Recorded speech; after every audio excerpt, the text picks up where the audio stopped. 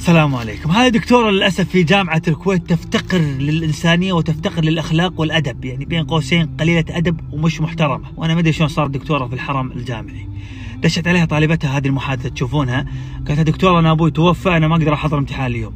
ردت عليها الدكتورة بكل برود وقلة أدب، قالت لها يعني شو تبين في إيه؟ ما جبرت خاطرها ولا قالت لها عظم الله أجرك، كلمتها بوقاحة. قالت لها دكتورة أنا ما أقدر، أبوي دفان اليوم. قالت لها أنا ما أقدر أجل الاختبار أكثر من يومين، حدد يوم الخميس. قالت دكتورة شلون أبوي؟ حدد يوم الخميس تاريخ 18/5 لازم أحط الدرجات بالسيستم.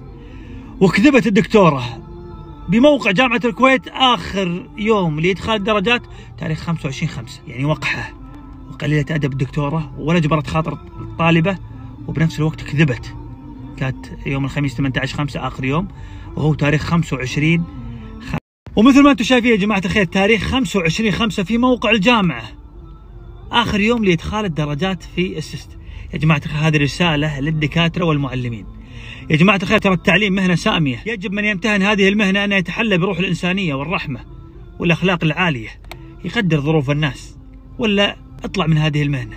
الطلبة ممكن يمرون بحالات إنسانية، في حالات وفاة، ظروف أسرية، حالات نفسية. الدكتور والمعلم لازم يقدر هذا الشيء، مثل ما أنت يا دكتور ولا معلم كنت يوم من الأيام تتمنى من يقدرك. قدروا اليوم عيالنا، ارحموا من في الأرض يرحمكم من في السماء، لا تصيرون قاسين عليهم يا جماعة الخير.